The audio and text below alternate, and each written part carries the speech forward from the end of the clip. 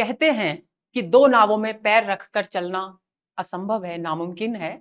लेकिन आज दोस्तों हम एक ऐसे अद्भुत व्यक्तित्व के धनी कवि, रचनाकार, साहित्यकार के विषय में बात करने जा रहे हैं, जिनका नाम है गजानन माधव मुक्तिबोध। ये नाम ही ऐसा है कि एक बार तो इनकी कविताओं को याद कर रोंगटे खड़े हो ही जाते हैं, क्योंकि थोड़ी मुश्किल होती है। लेकिन एक बार जो राज खुल जाए, कविता का एक सूत्र पकड़ में आ जाए, तो सब कुछ इस तरीके से सहज और स्पष्ट हो जाता है जैसे कि कविताएं हमारे सामने आकर जीवंत हो उठी हों। नमस्कार दोस्तों, साहित्य समाधान के मंच से मैं डॉक्टर रीता गौड़ आपका हार्दिक स्वागत करती हूं, अभिनंदन करती हूं। दोस्तों, आज के सत्र में जैसा कि मैंने आपको बताया, गजानन माधव मुक्तिबोध पर चर्चा करने वाले हैं, उनके जीवन एवं कृति परिचय को पढ़ने वाले हैं, ताकि हम उनके साहित्यिक दृष्टिकोण को भी समझ सके। क्योंकि ब्रह्म राक्षस और अंधेरे में जैसी कविताएं अक्सर पाठ्यक्रम में हुआ करती हैं। भूल गलती हम पढ़ ही चुके हैं। भूल गलती तो मान लीजिए दोस्तों कि बहुत ही सरल और सहज कविता थी मुक्तिबोध की, लेकिन ब्रह्म राक्षस और उसके बाद अंधेरे में तो थोड़ी दुरूह से दुरूहतर सीढ़ियां हैं इनके काव्य प्रतिभा की। तो उनको समझने के लिए जरूरी है कि हम कवि के जीवन को समझें, उनके साहित्य को समझें और उनके साहित्यिक दृष्टिकोण को समझें। तो चलिए शुरू करते हैं आज का सत्र। और हाँ, मैंने अभी कहा कि दो नावों में पैर रखकर चलना नामुमकिन होता है, लेकिन कवि मुक्तिबोध एक ऐसे कवि थे जो बखूबी चले दो नावों में पैर रखकर, और न जाने कितनी नावों में पैर रखकर। तो इस ऐसा मैंने दोस्तों इसलिए कहा क्योंकि प्रगतिवादी लक्षण भी उनकी काव्य में है और प्रयोगवादी तो वे हैं ही। तो यानी प्रगतिवाद और प्रयोगवाद का एक रासायनिक मिश्रण सा उन्होंने अपने साहित्य में प्रस्तुत किया। इसीलिए मैंने कहा कि वे एक ऐसे साहित्यकार हैं, एक ऐसे सर्जक हैं जो दो नावों में पैर रखकर अपनी साहित्यिक यात्रा को आगे बढ़ाते रहे। तो चलिए अब बात करते हैं कवि के जीवन पर। तो जीवन के विषय में जन्म की बात करें तो आपका जन्म हुआ 13 नवंबर 1917 को, यानी रूस में हो रही थी बोल्शेविक क्रांति, भारत में चल रहा था राष्ट्रीय आंदोलन, और जन्म ले रहे थे मुक्तिबोध जैसे अद्भुत व्यक्तित्व के धनी कवि। और जन्म स्थान आपका था श्योपुर, जो कि ग्वालियर में है। और ग्वालियर कहां है? मध्य प्रदेश में है। आपके पिता का नाम था माधव राव मुक्तिबोध। यानी ये जो मुक्तिबोध है, हमको ऐसा लगता है कि ये उनका उपनाम रहा होगा, लेकिन दोस्तों ये उनका वंश परंपरानुगत नाम है मुक्तिबोध, क्योंकि उनके पिता भी अपने नाम के आगे मुक्तिबोध लगाया करते थे और वे पुलिस विभाग में इंस्पेक्टर थे। आपकी माता का नाम था पार्वती बाई, और आपका निधन 1964 में लंबी बीमारी के बाद हुआ, और निधन का स्थान था भोपाल में स्थित हबीबगंज नामक स्थल। प्रारंभिक शिक्षा आपकी उज्जैन में हुई, और थोड़ा सा पारिवारिक दृष्टिकोण के विषय में भी, पारिवारिक स्थिति के विषय में भी मैं आपको बता देती हूं कि इनके पूर्वज मूलतः महाराष्ट्र के निवासी थे, लेकिन इनके दादा मध्य प्रदेश में आकर के बस गए थे और तभी से इनका परिवार मध्य प्रदेश का निवासी हो गया था।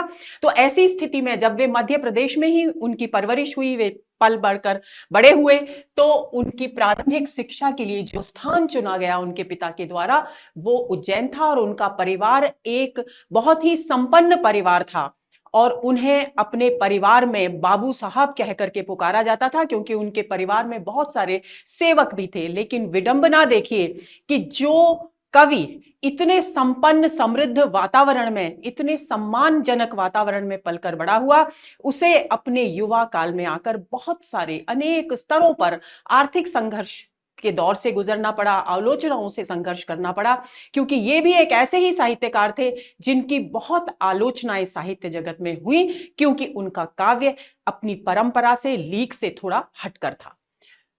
आपने बीए 1938 में किया, और बीए किया कहां से? इंदौर से, और इंदौर भी मध्य प्रदेश में है।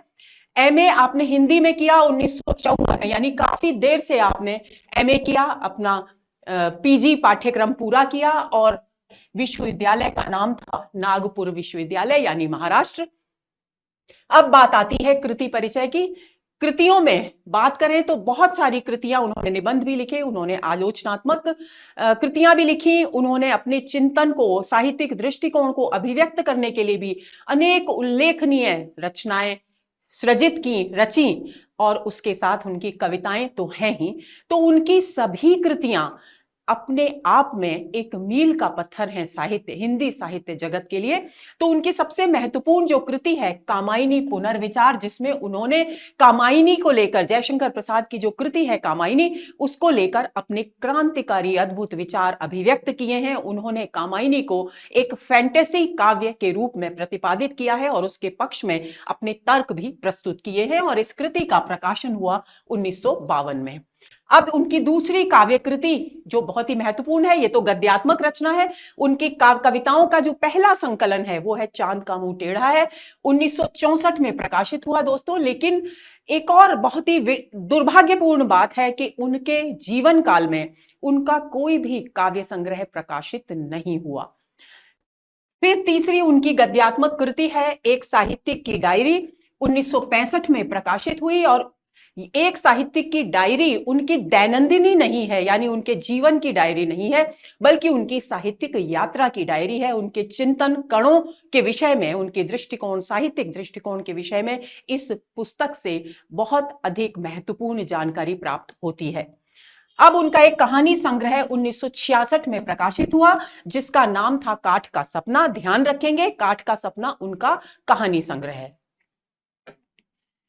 फिर उनकी एक कृति गद्यात्मक आलोचनात्मक पुस्तक प्रकाशित हुई, नई कविता का आत्मसंघर्ष तथा निबंध, अन्य निबंध, जिनमें लेख थे, निबंध थे उनके, जो आलोचनात्मक दृष्टिकोण की साक्षी हैं। और ये कृति प्रकाशित हुई 1968 में। उसके बाद उनका एक उपन्यास प्रकाशित हुआ विपात्र के नाम से, और उसका प्रकाशन वर्ष माना गया है 1970। इसके बाद नए साहित्य का सौंदर्य शास्त्र नामक उनकी एक पुस्तक प्रकाशित हुई 1971, इसका प्रकाशन वर्ष। फिर उनका एक और कहानी संग्रह प्रकाशित हुआ 1971 में ही, और उसका शीर्षक था सतह से उठता आदमी। और ये भी एक कहानी संग्रह है, यानी दो कहानी संग्रह कवि के प्रकाशित हुए। कौन कौन से? एक काठ का सपना और दूसरा सतह से उठता आदमी। और अभी तक हमने पढ़ा है कि उनका एक ही उपन्यास प्रकाशित हुआ और जिसका नाम है विपात्र। भूरी भूरी खाकदूल उनका दूसरा कविता संग्रह है, यानी कवि के केवल दो कविता संग्रह प्रकाशित हुए और दोनों ही उनके निधन के बाद प्रकाशित हुए। एक चांद का मुंह टेढ़ा है और दूसरा भूरी भूरी खाकदूल। दोनों के प्रकाशन वर्ष में अंतर देखिए, 1964 में प्रकाशित होता है चांद का मुंह टेढ़ा है और 1980 में प्रकाशित होता है भूरी भूरी खाकदूल। मुक्तिबोध रचनावली 6 खंडों में प्रकाशित हुई और इसका भी प्रकाशन वर्ष है 1980। इसके संपादक हैं नेमीचंद जैन, जिन्होंने बहुत सारी उनकी कविताएं जो अप्रकाशित थी उनको भी यहां संकलित करने का प्रयास किया और 6 खंडों में ये मुक्तिबोध रचनावली हमारे सामने आती है। समीक्षा की समस्या, उनका एक ग्रंथ प्रकाशित किया गया 1982 में, यानी वे इतना विपुल साहित्य अपने जीवन काल में अनेक संघर्षों के बावजूद लिखकर छोड़कर गए कि उन्हें प्रकाशित करते करते 1964 से 1982 तक का वर्ष आ गया, यानी इतना लंबा समय लगा उनके द्वारा रचित रचनाओं को तलाश करने में, उन्हें सही व्यवस्थित आकार देने में और प्रकाशन के द्वार तक ले जाने में। अब बात आती है कुछ एक महत्वपूर्ण तथ्यों की। तो सबसे महत्वपूर्ण तथ्य आपका यह है कि आपने जब बीए की परीक्षा 1938 में पूरी की अपनी, तो उसी के बाद उन्होंने अपने जीवन की आर्थिक समस्याओं को दूर करने के लिए 1940 में सबसे पहले नौकरी करना शुरू किया और वो नौकरी करने का स्थान था शुजालपुर शारदा शिक्षा सदन, जो कि मध्य प्रदेश में है। यहां पर वे अध्यापक नियुक्त किए गए। आगरा के नेमीचंद जैन और प्रभाकर माचवे से इसी दौरान, इस अध्यापन कार्य के दौरान ही उनकी मित्रता हुई। नेमीचंद जैन आगरा के थे और प्रभाकर माचवे का स्थान ग्वालियर मध्य प्रदेश ही था, तो वे अक्सर यहां आया करते थे और ऐसे शुजालपुर आया करते थे। तो ऐसी स्थिति में दोनों के बीच बहुत अच्छी मित्रता हो गई और इसी दौरान कवि की मुलाकात अज्ञे से हुई। और यहीं पर आपको सुनकर सुखद आश्चर्य होगा कि यहीं पर नेमीचंद जैन, प्रभाकर माचवे और सच्चिदानंद हीरानंद वात्स्यायन अज्ञे के साथ मिलकर तार की मूल परिकल्पना मुक्तिबोध के नेतृत्व में तैयार हुई, यानी तार सप्तक का संपादन भले ही अज्ञेय ने किया हो, लेकिन उसकी परिकल्पना तैयार करने में कि हमें किस प्रकार के कविता संग्रह को सामने लाना है, उसकी परिकल्पना को तैयार करने में, उसे अंतिम रूप देने में मुक्तिबोध की अभूतपूर्व भूमिका रही और उसमें सहयोगी थे नेमीचंद जैन और प्रभाकर माचवे। 1945 में वे बनारस चले गए और वहां वे हंस नामक पत्रिका के संपादन कार्य से जुड़ गए, जो कि प्रेमचंद के द्वारा शुरू की गई थी और उस समय उसकी स्थिति थोड़ी डामाडोल थी। तो ऐसी स्थिति में हंस के संपादन कार्य से वे कुछ समय तक जुड़े रहे। उसके बाद वे वसुधा नामक पत्रिका, जो मध्य प्रदेश से ही प्रकाशित होती थी और जिसके संस्थापक संपादक हैं हरिशंकर परसाई, उस पत्रिका से भी आप जुड़े। नागपुर में उन्होंने अपना जीवन का बहुत ही महत्वपूर्ण समय बिताया और इस समय उनका जीवन काफी संघर्षमय रहा। नया खून एक साप्ताहिक पत्रिका के लिए वे निरंतर नियमित रूप से लिखते रहे। फिर उन्होंने जब एमए पूरा किया अपना नागपुर विश्वविद्यालय से, तो एमए के पश्चात उन्हें राजनांदगांव स्थित दिग्विजय कॉलेज में नियुक्ति मिली एक शिक्षक के रूप में। यानी शुरुआत आपने अपने शिक्षक जीवन की अध्यापक के रूप में की, एक विद्यालय में अध्यापक के रूप में, और उसके बाद वे दिग्विजय कॉलेज यानी कॉलेज शिक्षा से आकर जुड़े। और ऐसा कहा जाता है कि उनकी कविताओं में जो परिवेश चित्रित किया गया है, खासतौर से ब्रह्म राक्षस और अंधेरे में जैसी कविताओं में, उस पर राजनांदगांव के परिवेश का बहुत महत्वपूर्ण प्रभाव है, अद्भुत प्रभाव है। ये परिवेश उसी गांव की देन है। एक साहित्य की डायरी उनकी जो कृति है वो वसुधा नामक पत्रिका में धारावाहिक के रूप में प्रकाशित हुई। ये एक बहुत ही महत्वपूर्ण तथ्य है जो हमें याद रखना चाहिए। मुक्तिबोध का कोई स्वतंत्र काव्य संग्रह उनके जीवन काल में प्रकाशित नहीं हुआ। कहने का अभिप्राय है कि छुटपुट कविताएं अलग अलग पत्रिकाओं में प्रकाशित होती रहीं, लेकिन उनके जीवन काल में एक भी काव्य संकलन उनका प्रकाशित नहीं हुआ। मृत्यु से पूर्व श्रीकांत वर्मा ने उनकी एक कृति, एक साहित्यिक की डायरी प्रकाशित की। देखिए, आपको ध्यान रखना है दोस्तों कि उनकी जो एक कृति है, एक साहित्यिक की डायरी, वसुधा पत्रिका में धारावाहिक के रूप में प्रकाशित हुई, लेकिन एक स्वतंत्र पुस्तक के रूप में प्रकाशित करने में महत्वपूर्ण भूमिका निभाई श्रीकांत वर्मा ने और उन्होंने इसे प्रकाशित किया। इसका दूसरा संस्करण भारतीय ज्ञानपीठ से प्रकाशित हुआ, लेकिन दुर्भाग्यवश उस समय तक मुक्तिबोध का निधन हो चुका था। यानी निधन के बाद उस कृति का दूसरा संस्करण प्रकाशित हुआ। यानी एक साहित्यिक की डायरी का पहला संस्करण मुक्तिबोध के जीवन काल में प्रकाशित हो चुका था। 1964 में विश्व भारती प्रकाशन नागपुर ने नई कविता का आत्मसंघर्ष और अन्य निबंध नामक कृति का प्रकाशन किया। अस्तित्ववादी विचारधारा के समर्थक थे मुक्तिबोध। क्या है ये अस्तित्ववाद?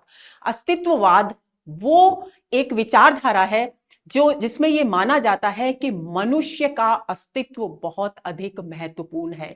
जहां मनुष्य को, उसके अस्तित्व को केंद्र में रखकर रचनाएं की जाती हैं, उसे अस्तित्ववादी विचारधारा से प्रभावित रचनाएं कहा जाता है। तो ये बात आपको ध्यान में रखनी है। तो वे मनुष्य के अस्तित्व के प्रति पर्याप्त सजग थे। यही कारण है कि कहा जाता है कि वे अस्तित्ववादी विचारधारा के समर्थक थे।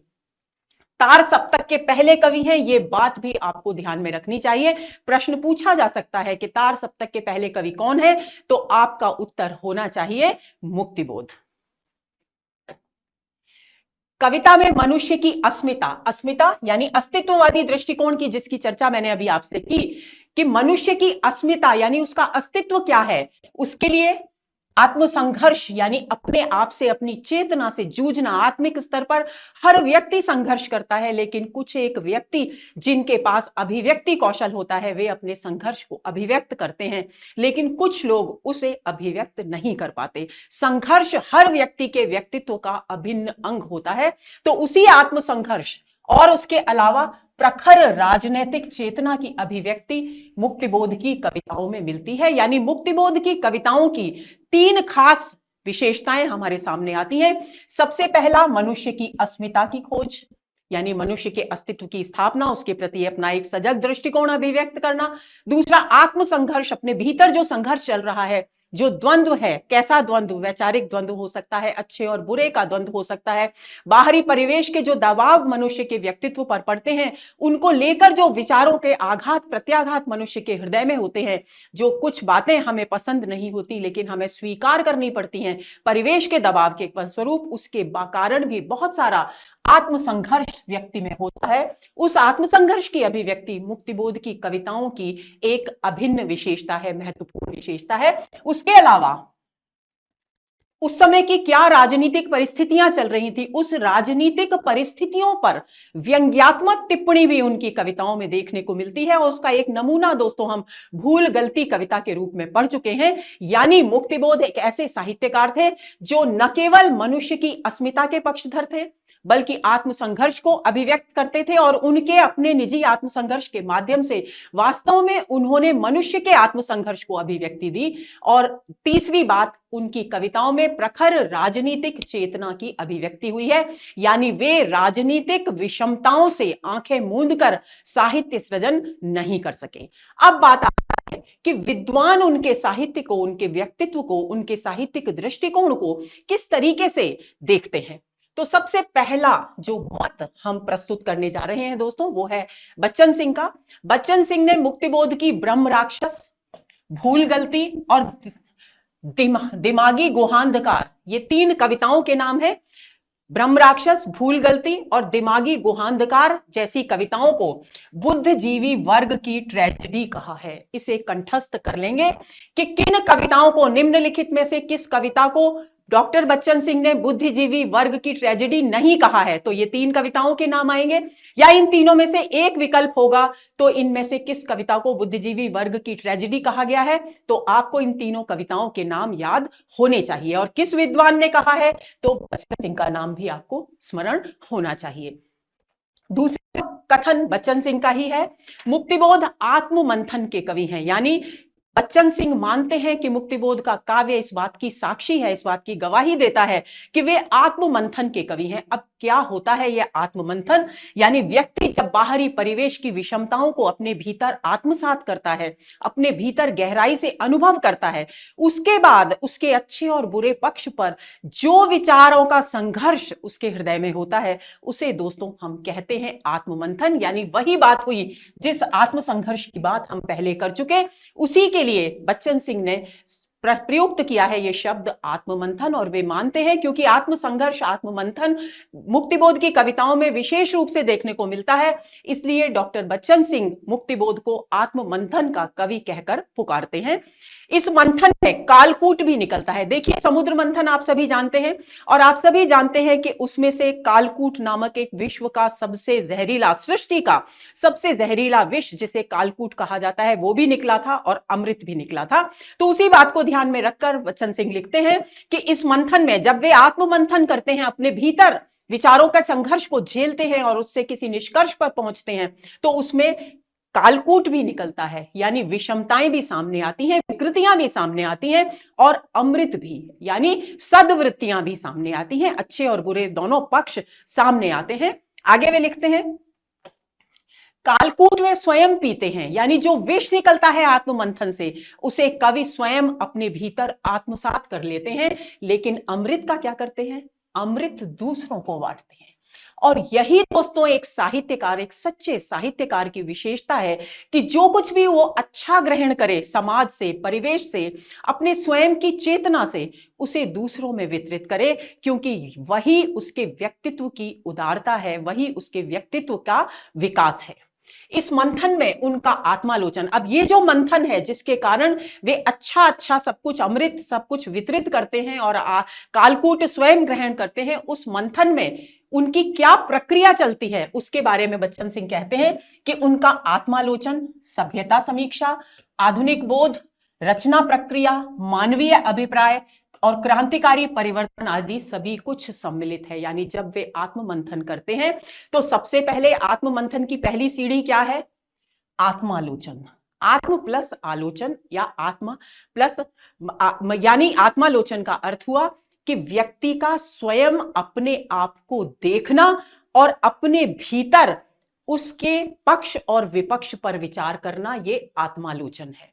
यानी अपनी अच्छाइयां और बुराइयों को देखना, अपनी स्वयं की आलोचना करने जैसा है।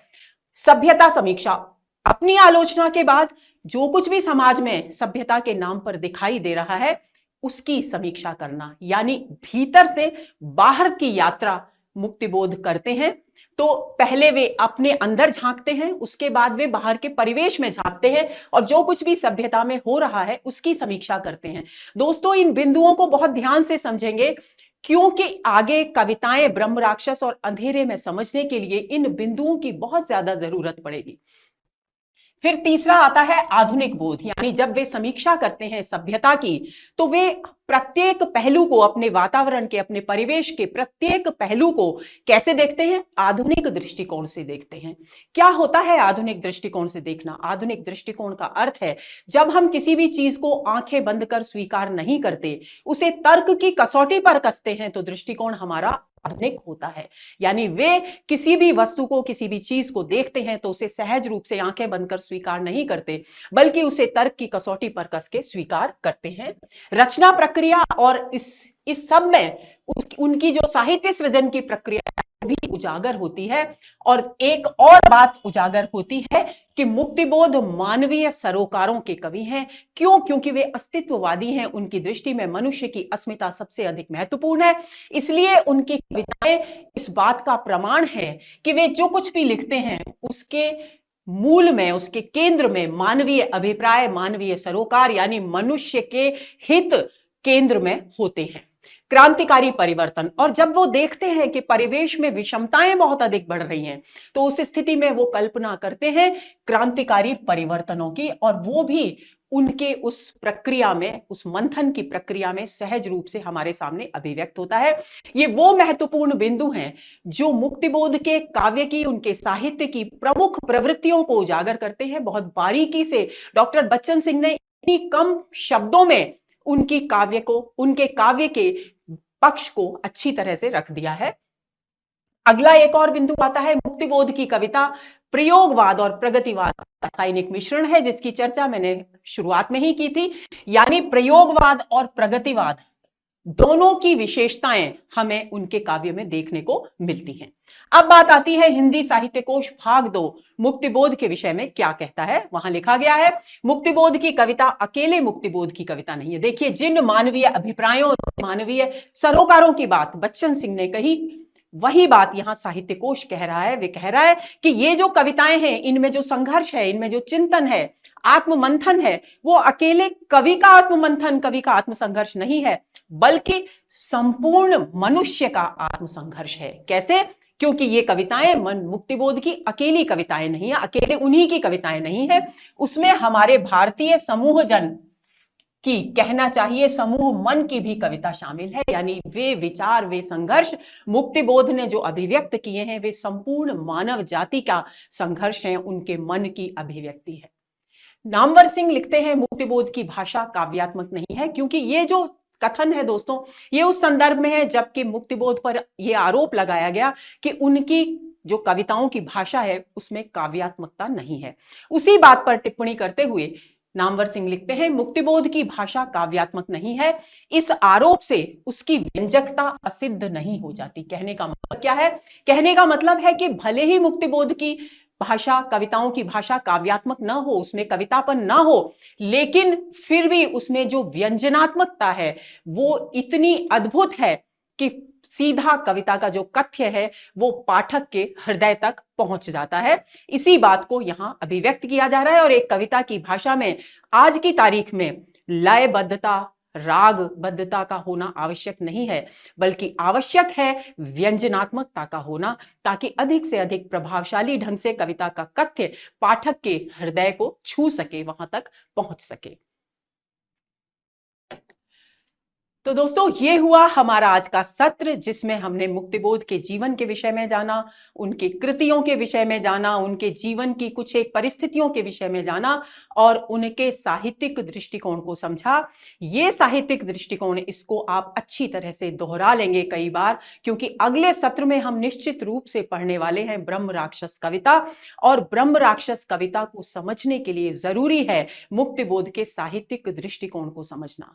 तो उम्मीद करती हूं कि ये साहित्यिक दृष्टिकोण आपको अच्छी तरह से समझ में आ गया होगा। और हाँ, एमपी टेट वर्ग के विद्यार्थी बहुत मैसेज कर रहे हैं बार बार उनके पाठ्यक्रम को कराने के लिए, लेकिन दोस्तों मैं आपको एक बात बिल्कुल सहजता पूर्वक बताना चाहती हूं कि मैं एक अकेला शिक्षक हूं और मेरी भी कार्य करने की अपनी कुछ सीमाएं हैं।